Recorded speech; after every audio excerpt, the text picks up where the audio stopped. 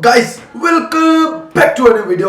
और आज की इस वीडियो में हम फिर से देखने वाले हिंदी एनिमेटेड हॉरर स्टोरी भूत। हाँ बिल्कुल आपने सही सुना, आज हम फिर से भूत देखने वाले और मेरी फटने वाली है। मैं एकदम टाइट होके बैठ जाता हूँ। 3 2 1 लेट्स गो।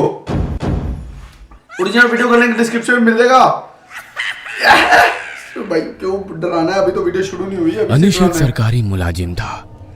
बड़ी ही जद्दोजहद करने के बाद रेलवे डिपार्टमेंट में उसकी नौकरी लगी थी। लेकिन अनिश को अपनी नौकरी लगने की जितनी खुशी थी, ध्यान से सुनना है बस, उतना ध्यान ही से। खौफ भी उसकी आंखों में था। क्यों? क्योंकि उसकी नौकरी किसी सामान्य रेलवे स्टेशन पर नहीं, बल्कि भारत के सबसे खतरनाक रेलवे स्टेशन पर लगी थी, जो सालों से अपने भूतिया किस्सों के लिए मशहूर था, जिसका नाम था बेगुन कोडार। बेगुन कोडार का ये रेलवे स्टेशन इतना ज्यादा खतरनाक था। ओके, यानी कि इस बंदे की नौकरी लगी रेलवे स्टेशन पे, सरकारी नौकरी, बट इसको दुख और इस बात का है कि ना भाई इसकी ना नौकरी सबसे भूतिया रेलवे स्टेशन पे लगी, यानी कि बेगुन-कोडार। मुझे नाम भी नहीं आता क्योंकि भूतिया नाम बहुत ही ज्यादा मुश्किल होते हैं। अब चलता हूँ आगे, क्या होने वाला इसके लड़के के साथ मुझे नहीं पता। कि बीते कई सालों में यहाँ जिसकी भी ध्यान से नौकरी सुनना लगी, बस, ध्यान के, वो कुछ दिनों में उसकी मौत का कारण बनकर रह गई। ओके। अनिश ने बचपन से ही उस रेलवे स्टेशन के भूतिया किस्से अपनी दादी नानी से सुने थे। ओके। लेकिन जब आज उसकी नौकरी उसी रेलवे स्टेशन पर लग गई थी, तो वो चाहकर भी वहां से अपनी नौकरी को छोड़ नहीं सकता था। क्यों भाई? क्योंकि छोड़ दे, उसके ऐसी घर क्या के मजबूरी हालात ही है कुछ तेरी? ऐसे थे कि एक तरफ कुआं तो दूसरी तरफ खाई थी। अनिश, ओके। आज से तुम्हारा ड्यूटी का शेड्यूल थोड़ा चेंज हो गया है। मैं आपको तो मैं कभी नहीं लगता, बट यार तो मजबूरी है रात उस को उस तुम्हें बंदे की अकेले पूरे मजबूरी तो प्लेटफॉर्म है। का ध्यान रखना है। ओके। क्या रात को ड्यूटी? रात को? लेकिन सर, मेरी ज्वाइनिंग टाइम पर तो मेरी डे शिफ्ट की ड्यूटी थी। हाँ भाई, तो बिल्कुल। अचानक ये चेंज क्यों हो गई? मैं रात के समय इस रेलवे स्टेशन पर अकेले नहीं रह सकता। आप तो जानते हो ना इस रेलवे स्टेशन के बारे में, ये कितना खतरनाक है। ओके। देखो अनीश, ये तुम्हारी जॉब है। तुम्हें कभी भी डे शिफ्ट और कभी भी नाइट शिफ्ट करनी पड़ सकती है। और रही बात इस रेलवे स्टेशन की, तो अब पूरी लाइफ तुम्हें यही जॉब करनी है, तो इसकी आदत तो डालनी ही पड़ेगी। यानी कभी रात कभी दिन, अपनी सेफ्टी दिनों के लिए रात। तुम इतना कर सकते हो। ठीक है भाई। अभी तक तो सिर्फ ये था कि भाई पहले तो उसकी ड्यूटी लग गई, उसने कहा भाई ठीक है ड्यूटी मैं कर लूंगा, क्योंकि उसके भाई घर की कुछ मजबूरियां थी। फिर उसकी भाई अब पहले दिन शिफ्ट थी, अब रात को शिफ्ट हो गया भाई। अभी तो ड्यूटी करना और ही ज्यादा मुश्किल हो गया, क्योंकि भूत रात को ही दिखते हैं भाई। अभी क्या होने वाला है अनिश के साथ मैं कुछ नहीं कह सकता भाई, ये स्टोरी बताएगी कि अब इसमें क्या होने वाला है। Let's go. रात से लेकर सूरज उगने तक अपने कैबिन से बाहर मत निकलना। ओके। लेकिन सर, उसने वार्न कर दिया देखो भाई, अनीश, छोटी तुम गर्ल चाहे उसको कितनी warn कर भी दिया लेकिन है। वेकिन करो, लेकिन मैं इसमें तुम्हारी कोई हेल्प नहीं कर सकता। ये हाई अथॉरिटी का डिसीजन है। वैसे भी रात के समय इस प्लेटफॉर्म पर कोई उतरना तो छोड़ो, ट्रेन की खिड़की खोलने की भी हिम्मत नहीं करता। ओके। तो डोंट वरी, तुम्हें अपने कैबिन से बाहर निकलने की जरूरत ही नहीं पड़ेगी। स्टेशन पे कोई उस समय उतरता अरुण भी सर नहीं तो है मुझे भाई, ये बात तो कहकर स्टेशन चले को खत्म गए। कर दो भाई। लेकिन बचपन से मैंने उस रेलवे स्टेशन के बारे में जो किस्से सुने थे, उन्हें याद करके वहां रात को अकेले रुककर ड्यूटी करने की मेरी हिम्मत ही नहीं हो रही थी। मर गया भाई ये पर तो, मैं मरता क्या एडवांस में मर गया भाई। वो कहते हैं ना कि मजबूरी इंसान से कुछ भी करवाती है। बिल्कुल भाई। बस मेरी पैसों की मजबूरी ने मुझे ना चाहते हुए भी ऐसी जगह नौकरी करने को मजबूर कर दिया। शाम के 7 बज चुके थे। रात के 10 बजे से मेरी शिफ्ट शुरू होने वाली थी। अभी फिलहाल तो ये मैं घर है तैयार भाई, होकर अभी अपने घर है, क्वार्टर ओके। से घड़ी में ठीक 9:30 बजते ही निकल गया। वहां से रेलवे स्टेशन ज्यादा दूर नहीं था, तो मैं 10 बजने से थोड़ी देर पहले ही स्टेशन पर पहुंच गया। जब मैं कैबिन में पहुंचा तो डे शिफ्ट वाले जुगराल सर वहां से निकलने की तैयारी कर रहे ओके, थे। जो डे शिफ्ट वाला वो जा उन्होंने रहा है। अपना बैग उठाया और मेरा कंधा थपथपाकर वहां से चले गए। उनके जाते ही अभी तक जो मेरा मन थोड़ा शांत था, वो अब बेचैन सा होने लगा। मेरे मन में एक अजीब सी बेचैनी हो रही थी। लेकिन मैंने खुद का ध्यान भटकाने के लिए अपने फोन में गाने चलाकर फोन को सामने वाली टेबल पर रख दिया। अपनी आंखें बंद करके कुर्सी पर सर रखकर लेट गया। तभी मुझे ऐसा लगा कि कोई है जो एक बड़ी ही अजीब सी आवाज में मेरा नाम पुकार रहा। रुक जाओ, अभी नाम से भाई, वो जो बता के गया था ना इसको, उसने कहा भाई स्टेशन पे कोई उतरता भी नहीं है और स्टेशन पे कोई खिड़की खोलने की जरूरत भी नहीं करता, ठीक है। और तुम अपना कैबिन बंद करके चुप करके बैठ जाना, कोई चक्कर नहीं, अपने कैबिन से निकलने की गलती मत करना। और अभी ये बैठे ही है फिलहाल, और भाई इसने गाने चला लिए और आराम से बैठ गया, बट इसको किसी ना किसी ने आवाज लगाई है, मैं भी सुनूंगा भाई। अनीश, ओह अनीश, जैसे ही मेरे कानों में वो आवाज पड़ी तो अचानक मैंने अपनी आंखें खोली।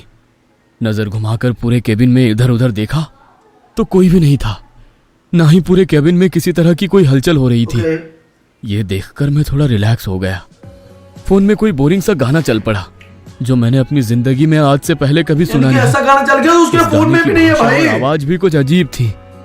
अचानक वो आवाज अपने आप बहुत तेज होने लगी।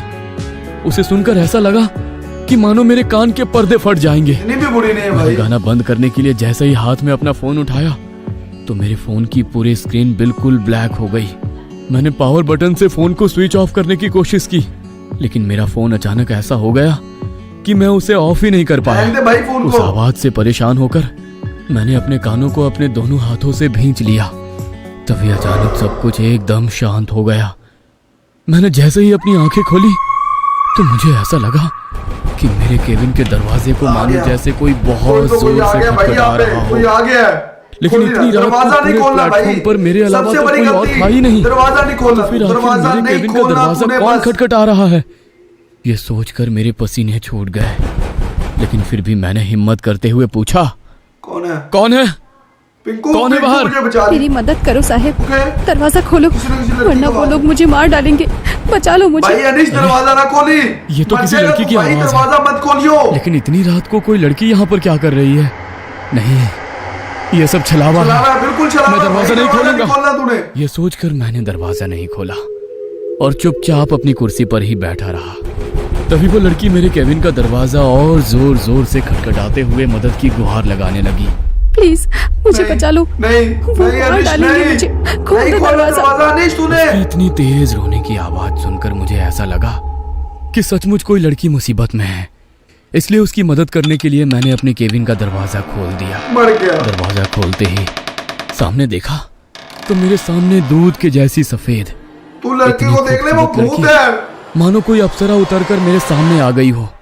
उसे देखते ही मैं उसकी खूबसूरती का कायल हो गया। मेरे दिल दिमाग पर जैसे उसकी खूबसूरती का सम्मोहन छा गया। वो मुझसे रोते हुए क्या कह रही थी मैं ये समझने की सुध भी खो बैठा। तभी उसने अचानक अपने हाथों से मुझे पीछे करते हुए मेरे केबिन के अंदर आकर दरवाजे को बंद कर लिया। प्लीज आज रात मुझे यहाँ छुपा लो। ये लड़के होते ही ऐसे भाई। मैं नहीं हूँ ऐसा, पर ये अनिश तो ऐसा निकला भाई। लड़की को देख के पिघल गया भाई। नहीं पिघलना था तुझे। तूने भूतनी को अंदर बुला लिया। तू मर गया भाई, तू मर गया। साथ में हम भी मर के तेरी वीडियो देखते देखते। सुबह होते ही मैं यहाँ से चली जाऊंगी। ठीक है, लेकिन आखिर तुम इतनी डरी हुई क्यों हो? तू क्यों डरा है भाई? देखो, अगर तुम्हें कोई मदद चाहिए तो मैं पुलिस को इन्फॉर्म कर सकता हूँ। नहीं प्लीज तुम किसी को मत बुलाना। मैं आज रात गोपाल के साथ भागने वाली थी। बहुत प्यार करते हैं हम दोनों एक दूसरे से, लेकिन ये बात मेरे बापू को पता लग गई। गोपाल तो किसी तरह यहाँ से निकल गया, लेकिन मैं यहीं रह गई। कल सुबह गोपाल मुझे लेने आएगा तो मैं उसके साथ यहाँ से चली जाऊंगी। सुबह होने तक मेरी मदद कर दो। अगर मेरे घर वालों ने मुझे ढूंढ लिया तो वो मुझे जान से मार देंगे। मैं इसीलिए यहाँ पर आई क्योंकि इतनी रात को डर के मारे कोई भी मुझे यहाँ ढूंढने नहीं आएगा। मेरी मदद करोगे ना? हाँ ठीक है, तुम चिंता मत करो। लेकिन लगता है कि तुम्हें ठंड लग रही है। जब से आई हो कपकपा रही हो। तुम यहाँ बैठ जाओ, तब तक मैं तुम्हारे लिए चाय लेकर आता हूँ। तुम्हें अच्छा लगेगा। जी भाई 2 कप ले आना, एक मेरे लिए भी भाई। मैं केबिन के किचन में उसके लिए चाय बनाने चला गया। चाय बनकर तैयार हो गई थी। मैं बस चाय लेकर उसके पास जा ही रहा था कि तभी मुझे उसकी चीखने की बहुत तेज आवाज सुनाई दी। उसकी चीख सुनकर मेरे हाथ में पकड़ा चाय का कप मेरे हाथ से छूटकर नीचे गिर गया। मुझे लगा कि उस लड़की के घर वालों ने कहीं उसे पकड़ तो नहीं लिया। यह सोचकर मैं बड़ी ही हड़बड़ी में किचन से बाहर आया तो मैंने देखा कि मेरे केबिन का दरवाजा खुला हुआ है और वो लड़की भी वहां पर नहीं है। केबिन के फर्श पर खून की कुछ छींटे पड़ी। मैंने कहा था भाई दरवाजा मत खोल। मुझे उस लड़की की चिंता हुई। मैं जल्दी से अपने केबिन से जान की परवाह नहीं है, अब उस लड़की की चिंता हो गई। इसको तेरा दिमाग सही है। मुझे फिर से उसकी चीख सुनाई दी। मैं भागकर उसकी ओर गया तो देखा वो लड़की जमीन पर बैठी हुई है। उसकी पीठ मेरी तरफ थी। वो रोते हुए अपने हाथ से कुल्हाड़ी लिए बेरहमी से किसी पर। ये नजारा देखकर मुझे अपनी आंखों पर यकीन नहीं हो रहा था कि जो लड़की अभी कुछ मिनट पहले मेरे पास आकर मदद की गुहार करती हुई रो रही थी, अभी वो लड़की अपने हाथों से कुल्हाड़ी लिए बेरहमी से किसी पर ऐसे वार कर रही है। ये देखकर मुझसे रहा नहीं गया। मैंने उसे आवाज लगाई, ये क्या कर रही हो तुम? किसी को मार डाला क्या तुमने? मेरे इतना कहते ही उसने कुल्हाड़ी से वार करना बंद कर दिया और उसने अपनी गर्दन हिलाकर जैसे ही मुझे देखा तो डर के मारे मानो मेरी आत्मा मेरे शरीर से निकल गई। ले भाई और उसका पूरा चेहरा खून से लथपथ। रुक जा 2 मिनट दीदी, कर ले भाई, एक बार और समाज सेवा कर ले भाई, तेरी वजह से मेरे भी अल लगेंगे भाई। और दिखा दे भूत की माँ की यार। कोई बात नहीं, हौसला करो, लेट्स गो। मेरे रोंगटे खड़े हो गए, देखो ये सारे, देखो भाई रोंगटे खड़े हो गए भाई, इसकी शक्ल देख के कितनी गंदी है। ओके अनिश तो गया भाई। आंखों की जगह बस काली पुतलियां थी, चेहरा बुरी तरह से कटा फटा हुआ था।